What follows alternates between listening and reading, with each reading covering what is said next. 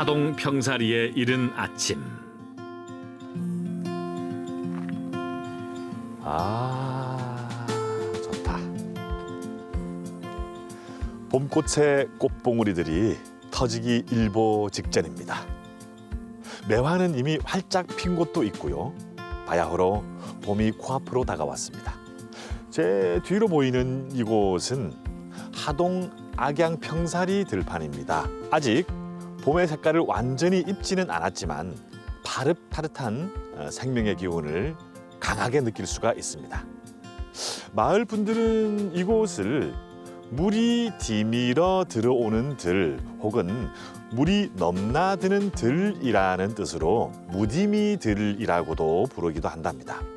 이 무디미들은 박경리 선생의 대하 소설 토지의 주 무대로도 아주 유명하지요. 그래서 오늘은 이 악양 들판을 지나서 소설 속 주인공들이 살았던 최참판 댁으로 한번 향해 보도록 하겠습니다.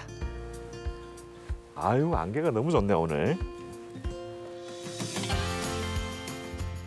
지리산 등선 아래 83만 평의 넓은 들판이 평사리를 가득 메우고 있습니다.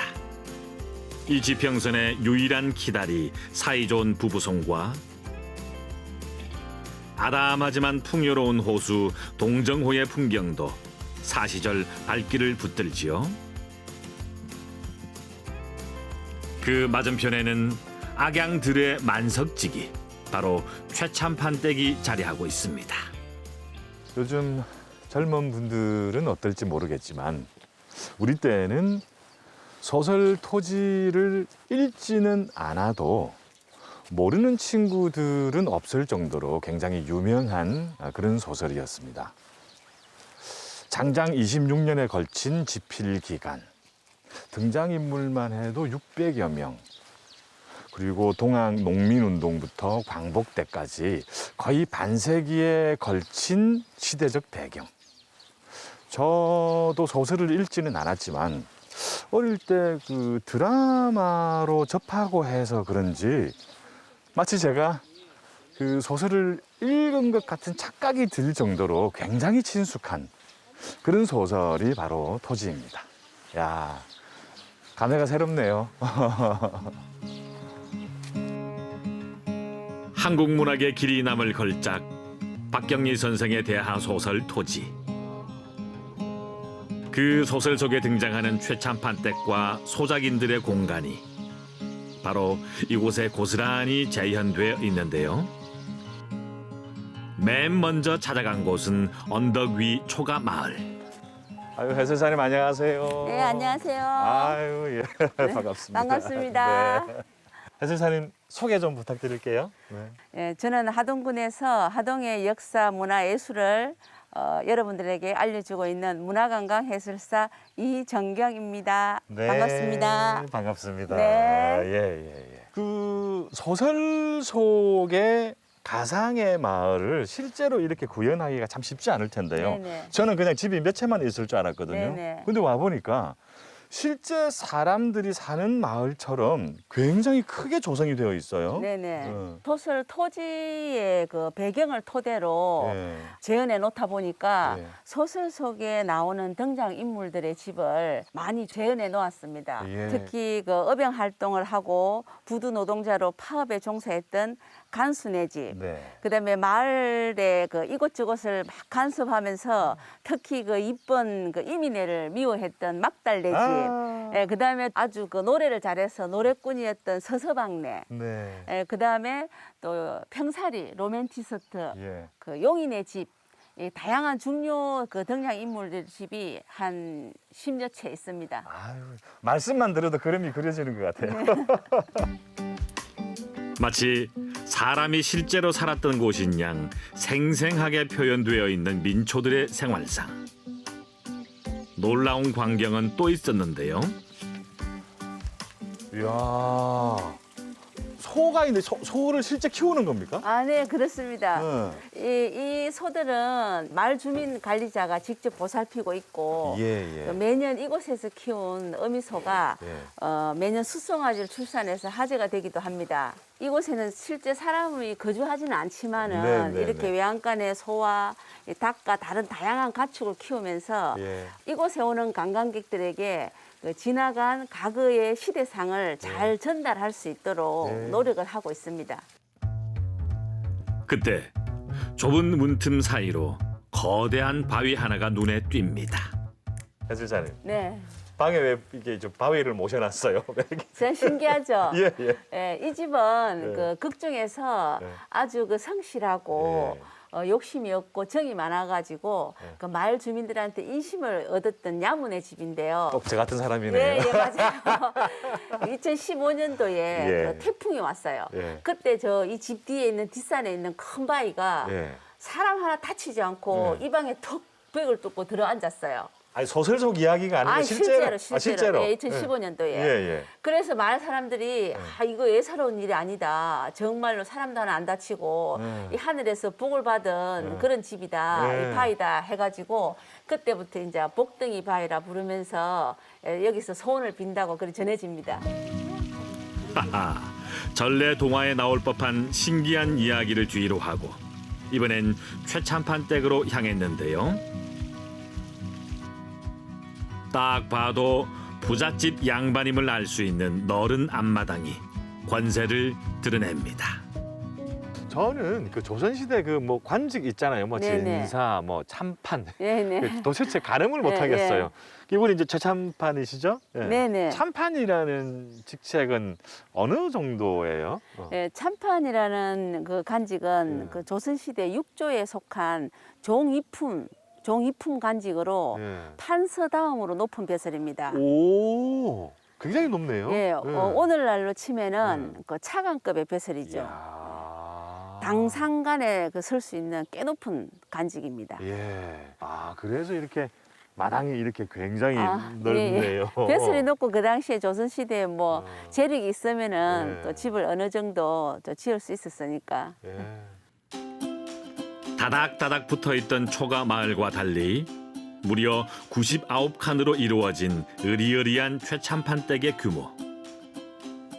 저기가 소설 때문인가요? 예, 네네. 소설 때문입니다. 아, 근데 이게 소설 때문 옆으로 이렇게 길게 이렇게 네네. 조성이 되어 있는 이 건물은 무슨 용도로 쓰는 건가요? 예, 행랑채라고 하는데요. 네. 이 행랑채는 조선시대 머섬들이 살던 공간입니다. 아, 권력이 높거나 예. 재력이 많으면 네. 집을 크게 지어서 위험을 나타내고 싶겠죠. 네네네. 그러다 보면 자연히 머섬도 많아지고 머섬이 사는 공간인 행랑채도 많이 늘려야 됩니다. 아, 그래서 예. 그 모섬이 굉장히 많았네요. 예, 그러면 그래서 지금. 이렇게 네. 길게 늘어져 있는 행랑을 줄행랑이라고 하는 거죠. 그런데 이 대단한 세력가도 이렇게 뭐 권력의 줄을 섰다가 판도가 바뀐다든지 뭐 집안이 몰락한다든지 하면은 이렇게 큰 주행랑이 있는 집도 유지하기 힘들겠죠. 그렇죠. 예, 그러면 이제 또 이런 큰 집을 두고 도망을 가게 되는데 그래서 주행랑 친다라는 말이 그 어원에서 나온 말입니다. 아, 예, 그렇구나. 예.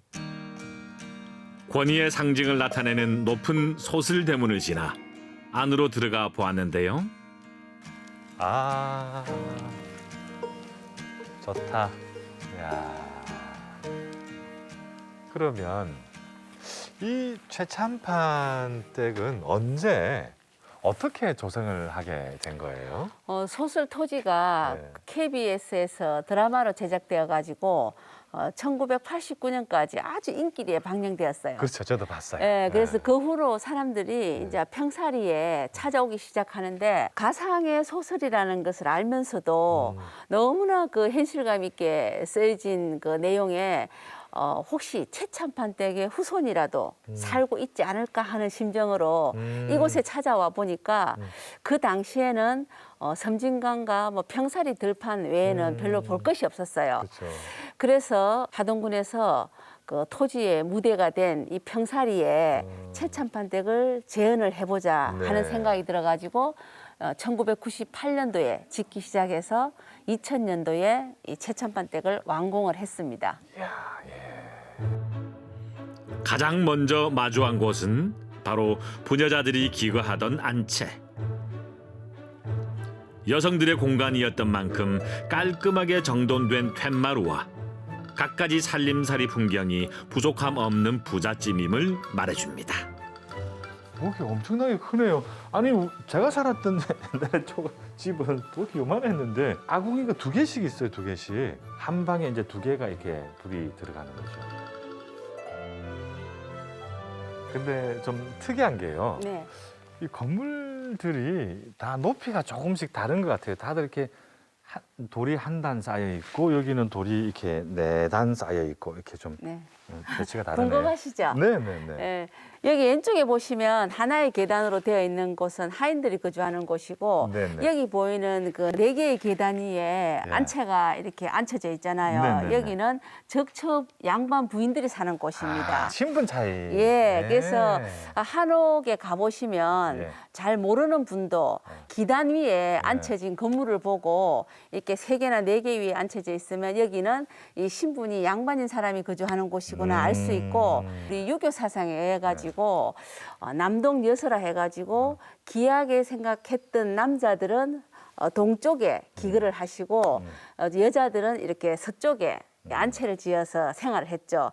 각각 따로 기거를 하다가 손 없는 날이나 좋은 날을 받아가지고 그 부부가 그 합방을 했습니다. 그래서 귀한 자손을 얻기 위함이죠. 안채 왼편으로는 활짝 핀 봄매화가 반기는 별당채가 자리하고 있는데요. 야, 아유 너무 예쁘네요. 너무 예쁘죠? 예예예. 네. 이곳은 그 소설 토지 속에서 그 별당아 씨가 서희 엄마인 별당아 씨가 구천이하고 사랑을 싹 피우던 곳이고 또 별당아 씨가 구천이하고 도망을 간 후 서희는 엄마가 너무 보고 싶어가지고 보고 싶을 때마다 이곳 연못가에 와서 엄마 찾아오라고 막 떼를 쓰던 그런 공간으로 나옵니다. 아유 예. 그리고 최참판댁의 가장 핵심적인 공간인 사랑채. 최참판댁에서 예. 조망권이 제일 좋고 힐링되는 장소가 3곳이 있는데 네네네. 아까 본 소설대문 예예예. 조망권이 정말 멋지고 예. 그다음에 별당채 연못 네네네. 그다음에 이 사랑채 누마루입니다. 아.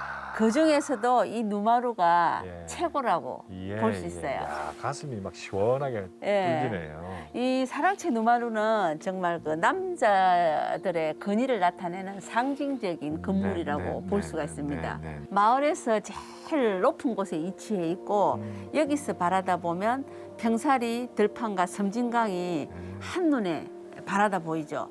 그래서 이 차경이 정말 아름다운 곳입니다. 아마 소설 속 최참판 역시 이 사랑채 누마루에 앉아 드넓은 평사리 들판을 감상했겠지요. 사실 최참판댁 마을은 관광을 위해서 가상으로 조성한 마을인데요. 근데 제가 어릴 적 살았던 마을처럼 정말 친근하고 익숙하게 느껴집니다. 그건 아마도 지금도 사람이 살고 있는 것처럼 여기를 잘 관리하고 있는 분들의 정성이 스며들어 있어서 그런 것 같습니다.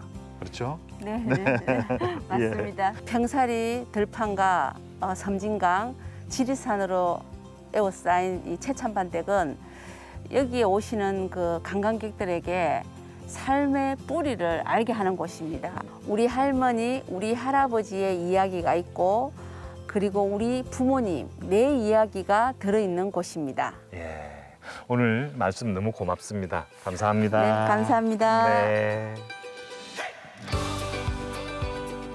만개한 매화꽃 아래에 앉아 여유로이 책 한 장 넘겨보고픈 계절입니다. 평살이 너른 품에 문학을 품고 상상 속 이야기를 현실로 만든 공간. 하동 최참판 댁에서의 봄날이었습니다.